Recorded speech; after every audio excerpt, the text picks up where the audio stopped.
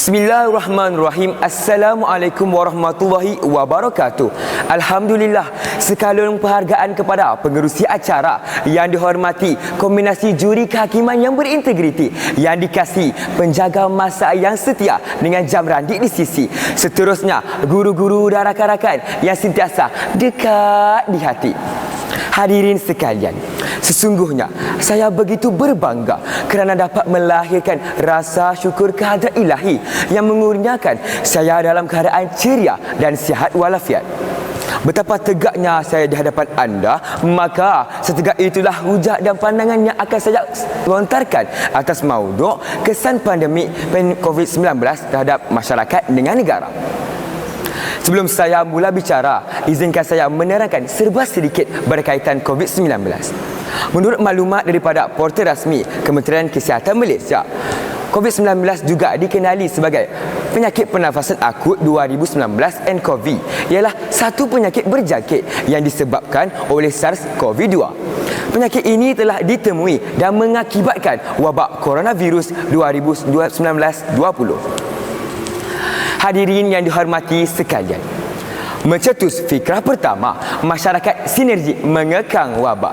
Keberkesanan dalam melaksanakan Perintah Kawalan Pergerakan PKP amatlah bergantung pada kepatuhan dan kerjasama semua anggota masyarakat. Firman Allah Subhanahu wa taala, "A'udzubillahi minasyaitonir rajim. Wa ta'awanu 'alal birri wat taqwa wa la ta'awanu 'alal itsmi wal 'udwan." Dan tolong-menolonglah kamu dalam melakukan kebaikan dan ketakwaan, dan jangan tolong-menolong dalam perbuatan dosa dan kemungkaran. Mari kita lihat sebahagian besar rakyat Amerika Syarikat yang menentang keras standard operasi prosedur sehingga menyebabkan negara tersebut mencatatkan jutaan kes harian dan ratusan ribu kematian. Namun, sikap rakyat Malaysia terhadap pandemik COVID-19 amatlah optimis dan sentiasa bekerjasama dalam membantu kerajaan membendung penularan COVID-19.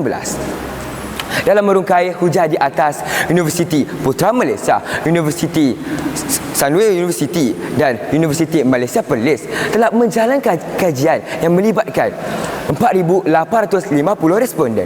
Hasil kajian mendapati seramai 80.5% rakyat Malaysia mempunyai pengetahuan yang cukup berkaitan COVID-19.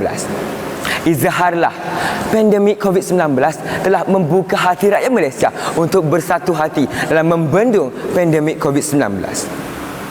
Sidang Dewan sekalian, bicara minda yang kedua, melonjak nama negara ke jagat raya.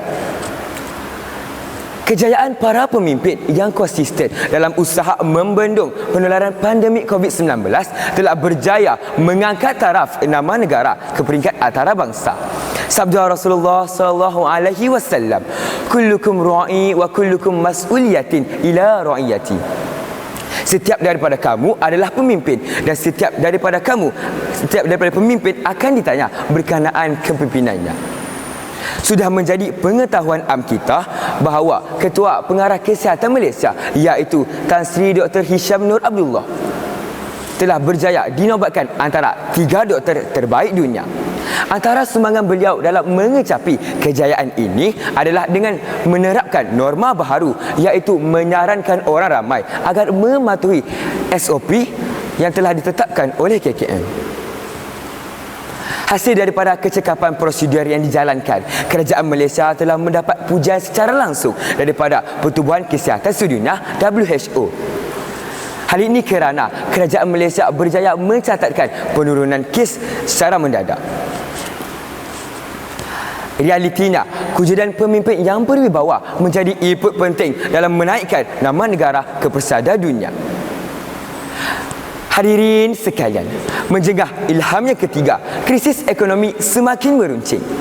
Virus yang melanda seluruh dunia ini secara tidak langsung telah mengubah corak kehidupan manusia serta merencatkan pertumbuhan ekonomi dengan begitu drastik.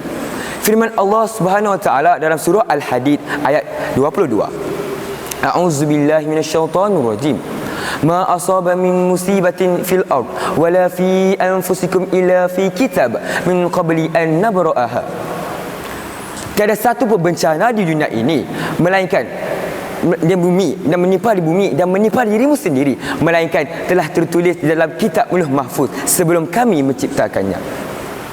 Pandemik COVID-19 telah menyebabkan ramai Malaysia kehilangan pekerjaan. Amsalnya, seramai 610,500 orang kehilangan pekerjaan pada bulan Mac tahun 2020 berbanding 521,300 orang pada bulan yang sama tahun lalu. Faktor yang menyebabkan rakyat Malaysia kehilangan pekerjaan adalah disebabkan kesan langsung yang dibawa oleh pandemik COVID-19 kepada ekosistem perniagaan domestik.